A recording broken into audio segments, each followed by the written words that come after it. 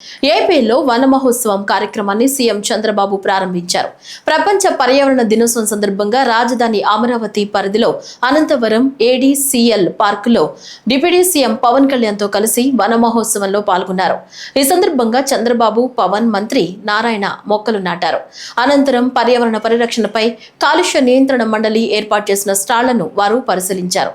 Plastic recycling కు తీసుకుంటున్న చర్యలను సీఎం కు పీసీబీ చైర్మన్ కృష్ణయ్య వివరించారు.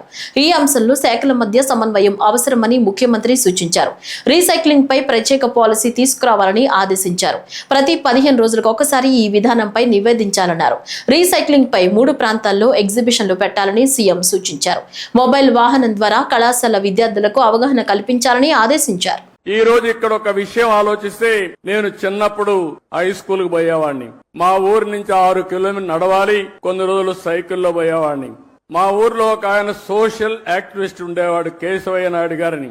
ఆయన పని ఎక్కడన్నా అడవుల్లోకి మేకలు వచ్చినా, అటవీ సంపద ఎవరన్నా కొట్టేస్తా ఉన్నా పిటిషన్లు పెట్టి యాక్షన్ తీసుకునే కార్యక్రమం చేసేవాడు. ఆ రోజు ఒక రోజు మేము వెళ్తా ఉంటే మమ్మల్ని అందరినీ పిలిచి, ఇది కాపాడాలి, మీ సహకారం కావాలని చెప్పి మా దగ్గర ఫారెస్ట్ ఆఫీసర్లకు ఫోన్లు చేపించాడు, మా దగ్గర లెటర్లు పెట్టించాడు. దానివల్ల ఫారెస్ట్ ఆఫీసర్లు వచ్చి ఇమీడియట్ గా యాక్షన్ తీసుకునేవాళ్లు.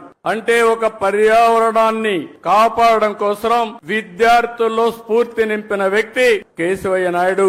అలాంటి వ్యక్తి ఇప్పుడు కూడా నాకు జ్ఞాపకం ఉంటాడని చెప్పి మీ అందరికీ తెలియజేస్తున్నా. మీలో కూడా గుర్తుపెట్టుకోవాలి, పిల్లలు బాగా చదువుతున్నారు, నాలెడ్జ్ తో ముందుకు పోతున్నారు. భవిష్యత్ అంటే ఒక చదివే కాదు, నాలెడ్జే కాదు, మనం అన్ని రంగాల్లో అభివృద్ధి కావాల్సిన అవసరం ఉంది.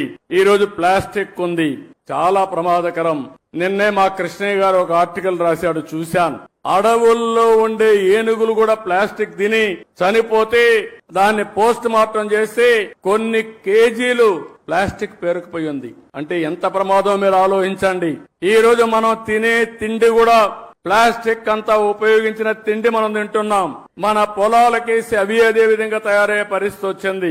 మన పశువులు కూడా ఈ ప్లాస్టిక్ ఇవన్నీ తిని ఆ పాలు మనం తాగుతున్నామంటే ఎంత వాతావరణాన్ని కాలుష్యం చేస్తున్నామో మనం గుర్తుపెట్టుకోవాల్సిన అవసరం ఉంది.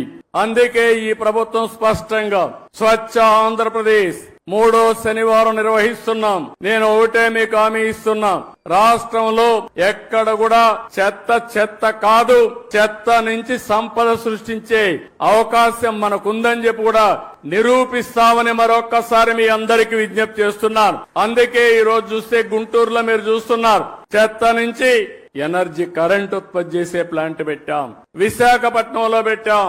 ఇప్పటికే అన్ని ప్లాంట్స్ పెట్టి కంప్లీట్ చేసేవాళ్ళం, కానీ గడిచిన ప్రభుత్వం దీనిపైన కూడా సీత కన్నేశారు. దీనివల్ల ఇబ్బంది పడ్డాం. ఈ రోజు నేను ఒకటే హామీ ఇస్తున్నాను, రాబోయే 3 సంవత్సరాల్లో ఇంకా ఒక 3 వేస్ట్ ఎనర్జీ ప్లాంట్స్ వస్తాయి. పట్టణ ప్రాంతాల్లో 90% చెత్తంతా తీసి, పొడి చెత్త తీసి ఎనర్జీగా